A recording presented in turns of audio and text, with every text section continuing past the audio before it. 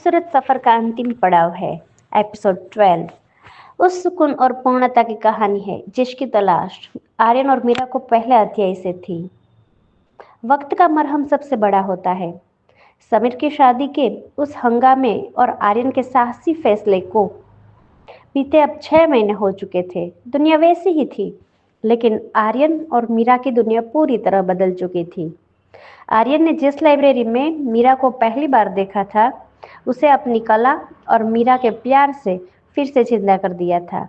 अब वह सिर्फ एक पुरानी लाइब्रेरी नहीं थी, बल्कि एक भव्य सांस्कृतिक केंद्र बन चुका था, जिसका नाम रखा गया मीरा आर्यन आर्ट हाउस।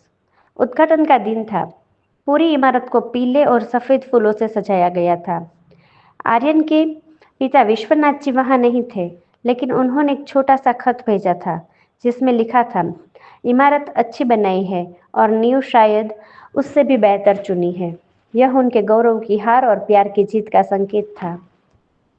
मीरा आज भी पीले रंग की साड़ी में वैसी ही लग रही थी जैसी वह पहली मुलाकात में थी।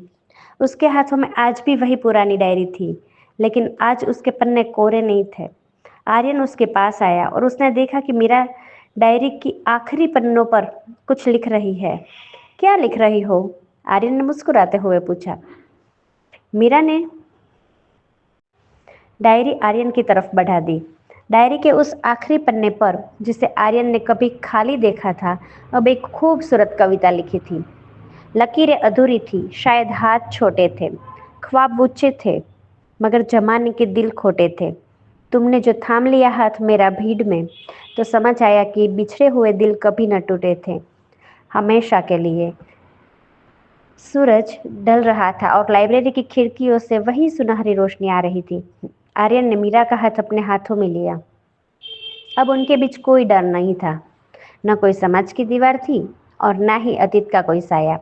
पता है मीरा, आर्यन ने धीमे से कहा, मैंने दुनिया भर के नक्शे बनाए, लेकिन सबसे खूबसूरत नक्शा वो था जो तुमने मेरे दिल पर बनाया।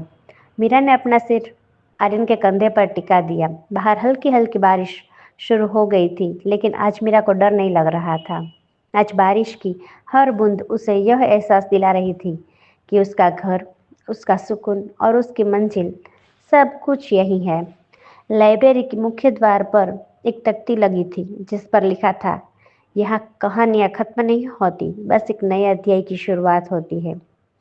आर्यन और मीरा की अधूरी लकीरें अब एक मुकम्मल दास्तां बन चुकी थी।